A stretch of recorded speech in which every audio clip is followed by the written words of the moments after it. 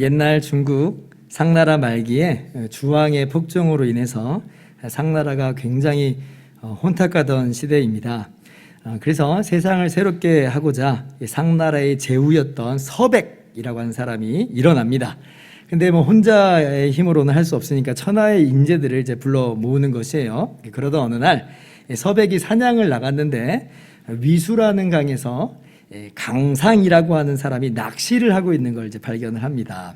70대의 꾀죄죄한 노인이에요. 이 사람이 평소에 하도 집안을 돌보지 않으니까 이제 아내가 이제 집을 나가버린 상태입니다. 그러고도 낚시만 하고 있는 거예요. 근데 이제 서백이 가서 몇 마디 말을 붙여보니까요, 범상치 않은 사람인 거예요. 그래서 이 강상을 모셔서 나라의 재상으로 세웁니다. 그리고 이 강상이라는 사람은 뛰어난 지략으로 서백을 도와서 상나라를 무너뜨리고 주나라를 세우게 된 것이에요. 이 강상이라는 사람이 누구냐면 여러분도 한 번쯤 들어보셨을직한 강태공이라고 하는 사람이 바로 그 사람입니다. 그래서 이제 여기에 대해서 전해 내려오는 고사성어가 있는데 태공조어 이수삼촌이에요. 강태공이 낚시를 하였는데 낚싯대가 물속에 이제 들어가 있는 게 아니라 수면에서 10cm 위에 있더라는 거죠. 강태공이 실제로는 낚시를 하고 있었던 게 아니라 자신이 일어날 때를 기다리고 있었던 것이다. 그래서 강태공이 아니더라도 우리들이 다 이렇게 강태공의 삶을 살아요. 자신만의 때를 기다리면서 살고 있는 모양이에요. 다른 사람들이 나를 몰라줘서 그렇지 내 진가를 알게 되면, 내 능력이 빛을 발할 수 있는 상황이 되면 그때는 천지가 개벽하고 놀라운 일이 있게 될 것이다. 그러면서 우리가 때를 기다리면서 살고 또 그렇게 때를 잡기 위해서 수고하고 애쓰면서 삽니다. 그리고 그 기회를 잡는 것처럼 보이면 그 기회를 절대 놓치지 않으려고 우리가 그렇게 아둥바둥 살아가요. 그게 우리들이에요. 강태공들의 삶이죠. 오늘 예수님께도 바로 그러한 기회가 찾아온 것 같습니다. 6월절 일주일 앞두고요, 예수님께서 예루살렘으로 입성하시는데 이 소문이 먼저 예루살렘의 파다하게 퍼진 거예요. 야! 너 그 소식 들었어? 지금 예수님이 이리로 오고 계신데. 그러니까 사람들의 기대가 만발한 거예요. 안 그래도 나사로가 다시 살아났다는 그 이야기를 듣고는요, 예수님이야말로 정말 우리가 고대하던 메시아다라고 확신하는 차에 그 예수님께서 예루살렘으로 오신다고 하니까 나도 나가서 환영해야 되겠다 하는 거죠. 여러분, 입소문이라는 거 있잖아요. 굉장히 빠르고 또 무섭잖아요. 그러니까 이 소문이 꼬리에 꼬리를 퍼져 나가면서 물면서 퍼져 나가는 거예요. 사람들에게 계속 일파만파 퍼져 나갑니다. 당시 1세기에 유대의 이 역사가인 요세푸스에 따르면 AD 60년경에 6월절에 한 250만 명이나 되는 사람들이 세계 각지에서 예루살렘으로 몰려들었다 그래요. 그러니까 지금 예수님의 이 소문을 듣는 사람은 이 예루살렘 주민만이 아니에요. 세계 각지에서 예수님에 대해서 조금이라도 소문을 들었던 사람이라면 다 여기에 관심이 있어요. 뭐라고? 예수님이 지금 예루살렘으로 들어오고 계신다고? 그래서 사람들이 지금 예수님이 언제쯤 오시나 기다리고 있는 거예요. 그런데 갑자기 저기서 누가 외칩니다. 예수님이 오신다! 그러니까 사람들이 우르르 그려 몰려가는 거예요. 그리고 보니까 정말 예수님께서 나귀 새끼를 타고 제자들과 함께 들어오시는 게 보입니다. 그러니까 사람들이 그 모습을 보고 외치기 시작해요. 호산나! 찬송하리로다! 호산나! 여러분, 군중심리라는 게 있잖아요. 이 말을 누가 제일 처음에 시작을 했는지 모릅니다만은 이게 사람들의 입에 이제 한번 붙어버리면 이건 어마어마한 함성이 되는 거예요. 호산나! 예전에 저도 2002년 월드컵 때 4강전 할 때는 저도 이제 거리에 나가서 응원을 한 적이 있어요. 경기장, 월드컵 경기장까지 가가지고 전광판 큰 거 앞에다 두고 신나게 응원을 하는 거죠. 거기 얼마나 많은 사람들이 모였는지, 또 얼마나 열정적으로 응원을 했든지. 대한민국 하는데요, 그 경기장이 쩌렁쩌렁 울리는 거예요. 그러니까 저도 그 분위기에 취해가지고 그렇게 목소리 얼마나 높였는지 나중에 목이 다 쉬어버렸더라고요. 오늘 지금 그러한 우레와도 같은 함성이 예수님이 예루살렘으로 들어오실 때에 지금 울려 퍼지는 거예요. 얼마나 허다하게 많은 사람들이 또 열렬하게 환영을 했든지 예수님을 죽이려고 했던 사람들이요, 거의 자포자기의 상태까지 갑니다. 19절 보면 바리새인들이 서로 말하되 볼지어다 너희 하는 일이 쓸데없다. 보라 온 세상이 그를 따르는도다. 전부 지금 예수님을 따라가는 것 같은 거예요. 여러분, 이 장면을 본 제자들의 마음은 어땠을까요? 정말 가슴이 벅차 올랐을 거예요. 요즘 말로는 가슴이 웅장해진다고 그러죠. 엄청 웅장해졌을 거예요. 지금 온 세상이 예수님을 환영하고 온 세상이 예수님을 따르는 것 같아 보이잖아요. 예수님을 따르느라고 감수해왔던 그동안 수고가 눈 녹듯이 다 사라지는 것 같아요. 얼마나 마음고생했어요. 그런데 이제 고생 끝 행복 시작인 것 같아요. 이야, 때가 왔구나. 이제 된 거야. 이제까지는 예수님이 왜 이렇게 했는지 이해가 안 될 때가 많았는데 예수님이 판을 더 크게 키우신 거구나. 이러면서 사람에게 기회가 3번 찾아온다더만 오늘이 그때네 하면서 아마 제자들이 흥분을 감추지 못하고 기대감 속에서 즐거워했을 겁니다. 자, 이제 예수님이 딱 한마디만 하면 되는 거예요. 기회가 왔잖아요. 때가 왔잖아요. 그래서 드디어 때가 왔다. 나를 따르라. 이 한마디만 하면 어떻게 되겠어요?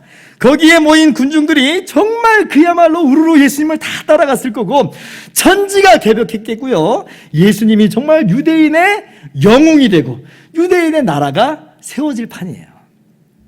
그러나 오늘 말씀 보니까 오늘 이때 역시도 예수님께서 생각하시는 주님의 때는 아니었어요.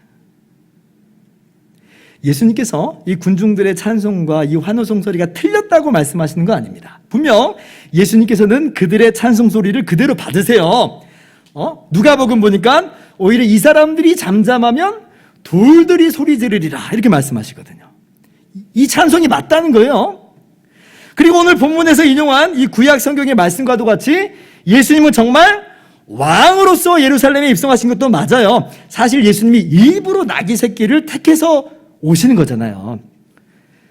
성경은요, 그 이유를 구약의 예언을 이루려 하심이라 말씀하세요. 예수님이 왕으로 지금 입성하는 게 맞다는 이야기예요. 그러나 그럼에도 불구하고 지금 이때는 주님의 때가 아니다. 주님의 때와 다르다. 그냥 흘려버리세요. 이 대대적인 환영의 인파가 그냥 그대로 지나가 버리는 거예요. 아니, 그러면 도대체 언제가 주님의 때란 말인가? 할 때 예수님께서는 전혀 뜻밖의 사건 속에서 나의 때가 왔다 이렇게 말씀하세요. 자, 20절 이하를 보면, 자, 6월절 명절에 몇몇 헬라인들이 이제 예배하러 예루살렘에 이제 왔다고 기록을 합니다. 혈통적으로는 이방인인데 아마 유대교로 개종을 했던 사람들인 것처럼 보여요. 그런데 이 사람들이 예수님을 뵙고 싶다는 거예요. 그렇게 예수님을 찾아와요. 그러니까 그 말을 들으신 예수님께서 비로소 말씀하세요. 23절입니다. 같이 한번 읽습니다. 시작. 예수께서 대답하여 이르시되 인자가 영광을 얻을 때가 왔도다. 때가 왔도다. 예수님께서 드디어 처음으로 때가 왔다라고 말씀하시는 거예요. 근데 지금 이 말씀이 너무 이상해요. 지금이 도대체 무슨 때란 말인가? 이 사람들이 도대체 뭐나 되는 사람이길래 이제서야 말씀하시는가? 이 사람들이 개종을 했다고는 하지만 그래도 이방인인데 이 사람들이 무슨 상관이 있다고 예수님이 지금이 이때라라고 하시느냐는 거예요. 아까 그 좋은 기회, 그 좋은 때 다 놔두고 고작이 몇 명 이방 사람들이 찾아와서 뵙고 싶다는 그 말 한마디에 이제 때가 왔다. 여러분, 이 말씀은요, 제자들로서는 참 이해하기 어려운 상황입니다. 여러분이 당시에 그 제자들이라고 한다면 이거 이해가 되겠어요? 안 되는 거예요. 안 되는 거예요. 결국 이 말씀은 일반적으로 사람들이 생각하는 때하고 예수님이 기다리시던 때하고는요, 전혀 다르다는 걸 보여주는 거예요. 예수님은요, 유대인의 영웅 되실 마음이 없는 거예요. 예수님은 유대인의 제국 이루실 마음이 없어요. 이 땅에서 나라를 세우는 것, 이 땅에서 화려한 제국을 세우는 것, 그것은 예수님의 관심사가 아니었다는 거예요. 오히려 예수님께서는 이 사람들의 이 찾아온 말씀 속에서 이어서 이렇게 말씀하세요. 자, 24절 말씀 같이 한번 읽어봅시다. 시작. 내가 진실로 진실로 너희에게 이르노니 한 알의 밀이 땅에 떨어져 죽지 아니하면 한 알 그대로 있고 죽으면 많은 열매를 맺느니라. 무슨 말씀이세요? 때가 왔다라고 말씀하시면서 내가 일어나겠다 하는 게 아니라 도리어 예수님은 내가 죽으시겠다, 내가 한 알의 밀알이 돼서 땅에 떨어지겠다라고 말씀하세요. 예수님께서는 영광 얻을 때가 왔다라고 말씀하셨는데 동시에 그때는 내가 죽는 때다, 죽음으로써 이 영광을 얻는 것이다 라고 오늘 말씀하시는 거예요. 죽는 거하고 영광 얻는 거하고 연결시켜 놓으세요. 근데 또 하필 왜 이 이방인들이 찾아올 때 이런 말씀하세요? 32절 한번 보면 내가 땅에서 들리면 모든 사람을 내게로 이끌겠노라. 예수님의 이 죽으심으로 말미암는 이 영광은 비단 지금 유대인들에게만 해당되는 것 아니라는 거예요. 주님께서 십자가에 들리시는 것, 주님께서 부활하셔서 승천하여 들리시는 것, 이것은 유대인들에게만 해당되는 것이 아니요 모든 사람을 주님께로 이끄는 것이다 라고 하는 것을 주님께서 오늘 말씀 속에서 가르치시고 계시는 거죠. 이것이 주님의 계획이에요. 그렇게 보면 이제 헬라인들이 이렇게 찾아왔을 때에 예수님이 비로소 때가 왔다라고 하는 게 이제 이해가 되는 거예요. 예수님은 이 복음의 기쁜 소식이 유대인들에게만 그치는 소식으로가 아니라 온 세상에 널리 전파되기를 주님은 고대하고 계셨던 거죠. 지금 이제 막 그 물꼬가 터진 거예요. 이방인들이 오기 시작했어요. 그래서 주님께서 때가 왔다라고 말씀하시는 거예요. 그리고 이제 이때로부터 주님께서 십자가에 높이 들리실 때로부터 그리고 부활하여서 승천하실 때로부터 유대인들이 주님께로 돌아오기 시작하고 유대인들만 아니라 각 나라와 족속과 백성과 방언에서 셀 수 없는 허다한 무리들이 주님께로 나와서 주님을 찬양하며 경배하는 일이 이제 있게 된 거예요. 이것이 주님께서 십자가에서 죽으심의 그 진정한 목적이고 이것이 주님께서 영광 받으실 때라고 하는 진정한 의미다 라고 하는 것입니다. 여러분, 오늘 이 말씀은 우리들에게 정말 귀중한 교훈을 두 가지로 말씀하여 주세요. 첫 번째 교훈은 우리의 진정한 영광의 때 역시 마찬가지라는 거예요. 우리의 영광의 때 역시 우리 자신을 십자가에 죽일 때에 얻는 거예요.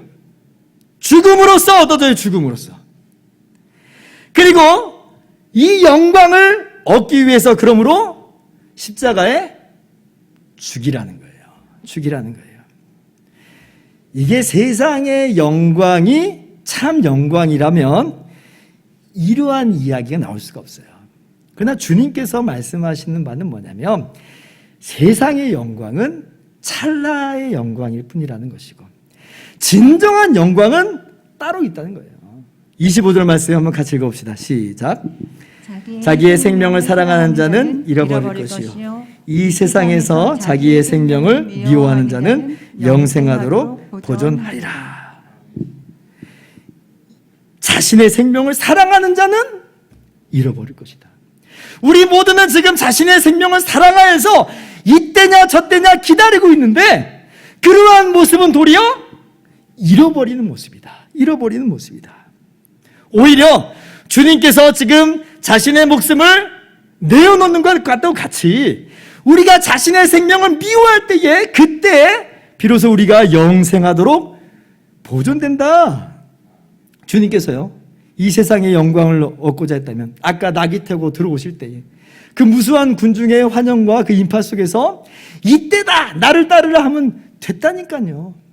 그러나 주님은 그런 영광을 취하러 오신 게 아니에요. 그런 영광은 주님의 영광을 얻을 때하고는 달라요. 주님은 죽으심으로 얻는 영광을 지금 말씀하여 주신 거예요. 우리도 마찬가지입니다. 이 세상의 영광은 진짜 우리가 고대하고 소망할 영광이 아니에요. 우리 주님께서 우리 가운데 이루어 놓으신 영원한 구원 생명, 부활 생명, 이것이야말로 정말 우리에게 주시는 참된 영광입니다. 그리고 그 영광을 얻기 위해서는 우리의 생명을 미워하라는 거예요. 미워하라는 거예요. 우리가 우리 삶 속에서 영광의 때라고 생각하는 때가 있죠. 예를 들면 우리 자식이 공부를 잘해가지고 서울대 들어갈 때, 그때를 마치 우리가 영광의 때라고 생각을 합니다. 얼마 전 제가 펜트하우스 3 시리즈 3을 보고 있는데, 거기 보니까요, 자식이 서울대 갔다고 막 부모가 자식을 업고 막 어사와 쓰이고 막 어화둥둥 막 이러고 있더라고요. 난리 부르스였어요. 얼마나 좋겠어요. 얼마나 좋겠어요. 그러나 그때가 정말 우리 성도가 사모하는 영광의 때인가? 정말 그 영광의 때를 위해서 우리가 우리 에너지를 쏟아붓는 그것이 우리 성도들에게 마땅한 모습인가? 글쎄요. 아파트 값이 갑자기 2배로 뛰었어요. 주식값이 갑자기 폭등을 했어요. 직장에서 동기들 다 제치고 초고속으로 승진했어요. 이것이 마치 영광의 때라고 생각을 해요. 그래서 우리의 관심과 우리의 모든 정말 노력과 에너지가 거기에다 쏟아 부어져 있어요. 그러나 정말 그것이 우리가 얻을 영광인가? 참된 영광인가?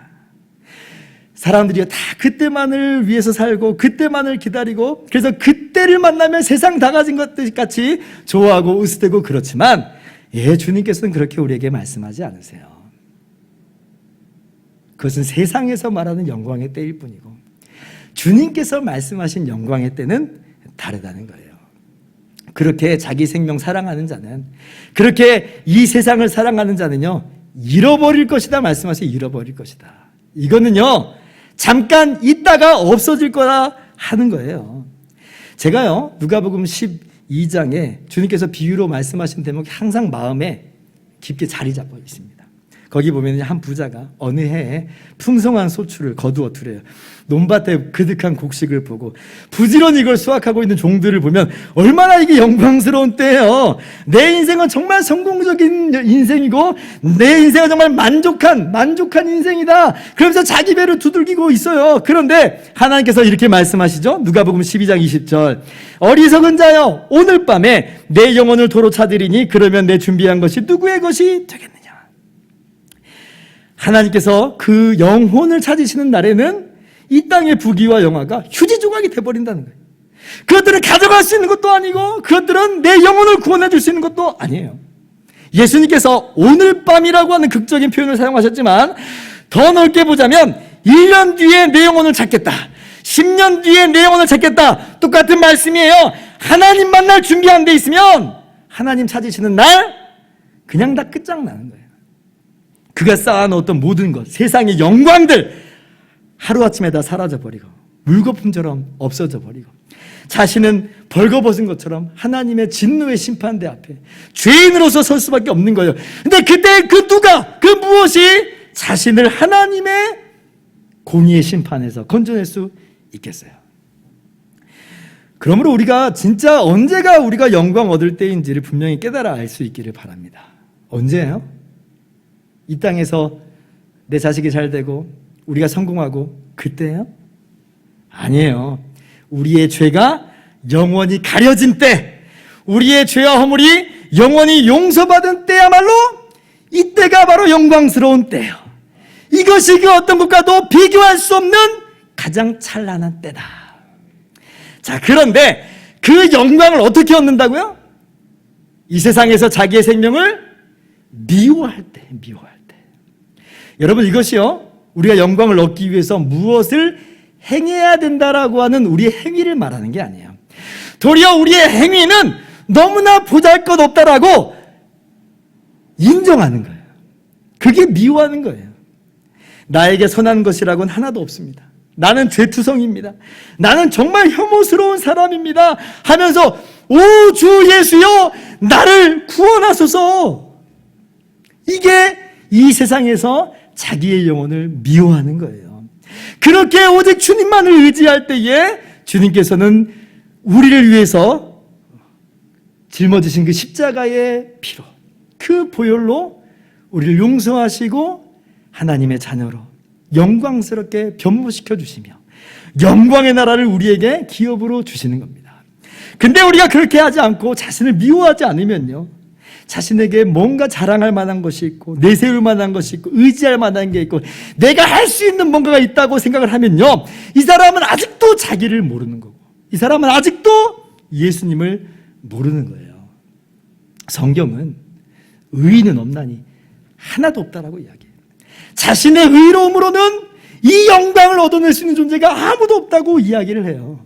모든 사람이 죄를 범하였음에 하나님의 영광에 이르지 못하더니 어떤 사람만 이 영광을 얻느냐? 자신을 십자가에 못 박는 사람, 자신의 죄를 인정하고 미워하는 사람, 이 사람이 주님의 십자가로 말미암아 사는 거예요. 이 사람이 영광 얻는 거예요. 여러분, 이것이 진정한 영광이고 여러분 모두는 그러한 영광을 얻으시기를 진심으로 바랍니다. 자, 둘째로 이러한 영원한 영광을 얻는 사람들은요, 이제는 예수님을 따르는 삶을 살아야 한다는 거예요. 이것이 오늘 주님께서 우리에게 두 번째로 교훈하시는 바입니다. 26절입니다. 같이 한번 읽어봅시다. 시작.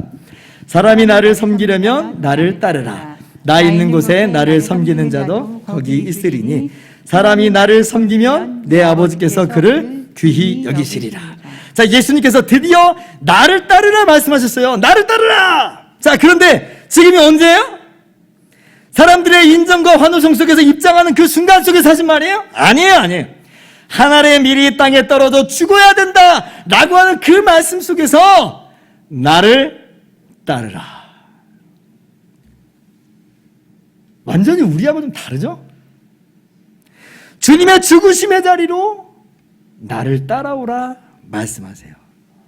물론 우리가 예수님의 대속의 죽음을 흉내낸다든지 그걸 모방할 수 있다든지 아니에요. 우리 그럴 수가 없어요. 불가능합니다. 우리는 죄인이므로 그렇게 할 수가 없는 존재들이에요. 죄인을 위해서 죽으시는 그 죽음은 오직 죄가 없으신 예수님만이 가능한 거예요. 그러나 그 은혜를 값없이 받은 우리가 예수님이 섬기시는 것과도 같은 그 섬김의 모양으로 우리가 나아갈 수 있다는 것이고 마땅히 나아가야 된다는 거예요. 주님의 섬기시는 모양으로 주님을 따르라. 자, 그러면 주님께서 어떠한 모양으로 섬기셨는가? 주님의 섬기심은 뭔가? 그 다음에 주님께서 바로 말씀해 주세요. 예수님께서 나를 따르라 라고 말씀하신 다음에 뭐라고 이어서 말씀하시냐면 27절에 아버지여 나를 구원하여 이때를 면하게 하여 주옵소서 기도해요. 우리는요, 예수님께서 겟세마네 동산에서 잡히실 때에만 이 잔을 내게서 지나가게 하옵소서 그렇게 기도하신 것처럼 생각을 하는데 그렇지 않죠. 이미 주님께서 오늘도 그렇게 기도하고 계세요. 이 말은요, 어쩌면 주님께서 이 땅에 사람이 되어 오신 이후에 지금까지 같은 고민, 같은 고통 속에 사셨다는 거예요. 그만큼 죄를 향한 하나님의 진노가 무겁다는 거예요.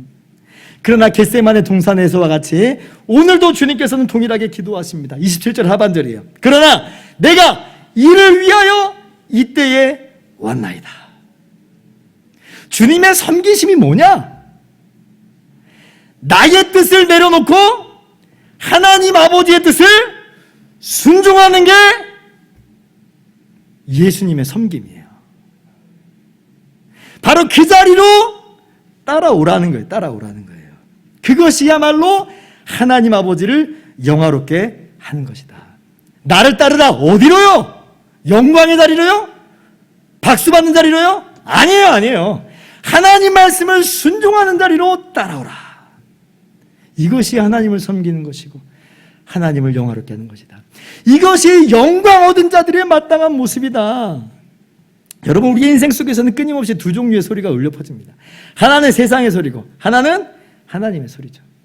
세상의 소리는 우리의 육신의 정욕, 사단의 유혹의 소리하고 막 버무려져가지고 우리들에게 막 이야기를 합니다. 수단과 방법 가리지 말고 세상의 영광 그 순간 붙잡아야 돼. 하나님의 소리쯤은 한 번쯤은 무시해도 괜찮지 않겠어? 다음에 지켜도 무방하고 무방해. 이렇게 교묘하게 우리를 안심시키기도 해요. 또 심지어는요, 야, 너는 원래 연약하고 하나님은 너의 연약함 다 아셔. 그러니까 이건 약해서 그런 거니까 어쩔 수 없는 거야! 하면서 우리를 완전히 무장해제시켜 버리는 거예요.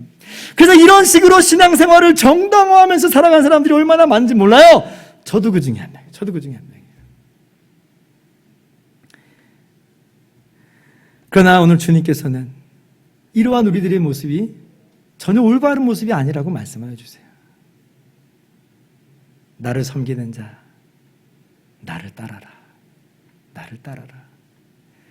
예수님께서 아버지의 뜻을 순종하신 것까지 그 하나님의 진노의 잔을 마시는 것이 그렇게 크고 두려운 상황 속에서도, 그러나 그 길을 한 걸음 한 걸음 순종하면서 나가신 것처럼 우리도 그렇게 치열하게 하나님 말씀에 대해서 고민하고 하나님 말씀에 대해서 우리가 정말 사투하면서 붙잡으면서 살라는 거예요. 그냥 대충 쉽게 그 정도까지는 안 해도 돼. 이거는 주님께서 오늘 우리에게 가르쳐 주신 모습과 전혀 달라요. 제가 뭐 공부 필요 없다, 공부하지 말라 그런 뜻 아니고요. 직장에서나 사업터에서 최선의 노력을 기울이는 것, 우리 삶 속에서 필요해요. 그러나 그 과정에서 내가 혹시 놓치고 있는 것은 아닌가. 여러분, 우리가 매일의 삶 속에서, 우리의 매일의 순간 속에서 정말 하나님의 소리에 귀를 기울이고 있습니까? 어쩌면 주일날 이 자리에 모였을 때는 우리가 하나님의 소리에 귀를 기울이는 것 같은데 우리 일상 속으로 들어왔을 때는 더 이상 하나님의 소리가 들리질 않아요. 성경 말씀을 정말 나의 삶 가운데서 우리가 대입하면서 살고 있냐는 거예요. 주님은 지금 그거 하라는 거예요. 제가요, 우리 신앙생활 중에서 제가 생각할 땐 참 우습게 보이는 그런 현상이 하나 있습니다. 가령 예를 한번 들어볼게요. 어떤 사람이 기도하는 중에 하나님께서 선교사로 가라 하시는 그 마음을 강하게 받았다고 한번 생각을 해봅니다. 또는 목사님이 어느 날 하나님이 당신을 선교사로 부르십니다 라고 한번 했다는 거예요. 그렇게 생각을 한번 해보는 거예요. 자, 근데 이 사람이 상황과 사정이 또 여건이 녹록치 않아가지고 가야 되는 줄은 아니지만 못 갔어요. 안 갔어요. 자, 그러면 이 사람은 어떻게 살겠어요? 그 마음 가운데 항상 불안함 가운데 사는 거예요. 내가 하나님의 뜻에 불순종했다. 그래서 어느 날 아이가 아프잖아요. 그러면 내가 선교사 안 가서 그런 거 아닌가? 어느 날 직장에서 문제가 터지면 내가 혹시 불순종해서 그런 건 아닌가? 매사에서 지금 어려움이 막 있을 때마다, 시련이 있을 때마다 항상 거기하고 연결이 돼요. 내가 하나님 말씀 불순종해서 그런 거 아닌가? 제가 여러분 그걸 뭐라고 하는 거 아닙니다. 그런데 우습다고 하는 건 뭐냐면 성경 말씀에 내 이웃을 내 몸같이 사랑하라는 하나님의 말씀에 대해서는 그 무게와 그 부담감을 이 정도로 갖고 있지 않다는 거예요. 이웃을 미워했어요? 좀 못되게 굴었어요? 근데 거기에 대해서는 우리가 별로 감각이 없어요. 이것 때문에 내가 벌 받을까봐 벌벌 떨면서 산 사람 제가 본 적이 없습니다. 본 적이 없어요. 같은 하나님 말씀인데 그래요. 아니, 오히려 선교사로 부르신 것은, 그것은 어쩌면 자기 감정이 그냥 그때 취해서 그런 걸 수도 있어요. 그러나 우리가 내 이웃을 내 몸같이 사랑하라는 이 말씀은 성경에서 분명히 우리가 하나님 말씀으로 100% 보고 있어요. 우리 가운데 들려진 말씀이에요. 그런데 이 하나님 말씀을 받아들이는 강도는 전혀 그렇지 않아요. 뒤집혀 버렸어요. 여러분, 진짜 하나님께서 불 가운데서, 불 붙는 산에서 큰 음성으로 내 이웃을 내 몸같이 사랑하라 이렇게 말씀하셨다고 한번 생각을 해보세요. 우리가 과연 이 말씀을 그렇게 쉽게 그냥 그래도 되고 안 해도 되고 이렇게 취급할 수 있을까요? 못해요. 절대 그럴 수가 없어요. 하나님 두려워서 그렇게 못 살아요. 벌벌벌 떨면서 하나님 말씀을 어떻게 하든지 삶에 녹여내려고 애를 쓰겠죠. 이런 걸 보면 우리가 진짜 하나님의 음성에 대해서 얼마나 귀가 먹어 있는지를 잘 알 수가 있는 거예요. 여러분, 성경을 통해서 들려주시는 바 하나님의 이 명백하신 음성에 귀를 기울이시길 바랍니다. 하나님의 뜻을 다른 데서 찾는 것보다 명백하게 기록된 하나님의 말씀 성경을 통해서 발견하세요. 들으세요. 그리고 이 뜻을 순종하는 것으로 우리는 섬김의 삶을 살아가는 것이다. 주님께서 그렇게 살아가신 것처럼. 여러분, 이걸 뭐 세상 물정 모르는 목사의 이야기라고 쉽게 던져버리지 말고 정말 고뇌하면서 씨름하면서 우리가 주님을 따르는 사람들이 되기를 소망합니다. 오늘 이것이 주님께서 저와 여러분에게 주시는 교훈인 줄을 알아. 여러분 마음 가운데 새기며 그렇게 행하시는 저와 여러분 모두 되기를 주님의 이름으로 축원합니다. 이제 말씀을 마치겠습니다. 노 크로스, 노 크라운 이런 말이 있어요. 십자가가 없으면 영광도 없다는 뜻이죠. 예수님께서도 십자가를 지셨기 때문에 모든 믿는 자의 주와 구주가 되셨어요. 같은 원리가 우리 삶 가운데 내내 적용이 됩니다. 우리가 우리 자신을 미워함으로 그리고 오직 예수님만을 그렇게 의지함으로 우리는 영생을 얻어요. 십자가 없으면 영광이 없어요. 우리는 미워함 없으면 구원함 없습니다. 진정한 믿음은 우리를 미워하는 거예요. 이 세상에서 우리를 미워하는 거예요. 우리가 힘들더라도 주님의 섬김을 따라서 하나님의 뜻에 순종하면서 살아야 하늘의 상급이 있습니다. 그렇지 않으면 우리가 구원받을 수 있을지 몰라도 하늘에서 상급은 없어요. 상급은 없어요. 물론 나는 구원만 받아도 좋다. 예, 저도 그래요. 그러나 우리가 정말 하늘의 상급을 바라보면서도 나갔으면 좋겠어요. 힘들다고요. 우리 주님께서도 이 잔을 내게서 지나가게 하옵소서 말씀하셨다고요. 그러나 주님 그 길을 따라가셨으니 우리도 따라가는 거예요. 노 크로스, 노 크라운. 여러분, 오늘 이 교훈을 여러분 마음 가운데 깊이 새기고 정말 하나님의 자녀로서의 멋진 삶을 살아가는 이 한 주간 되시기를 주님의 이름으로 축원합니다. 기도하겠습니다.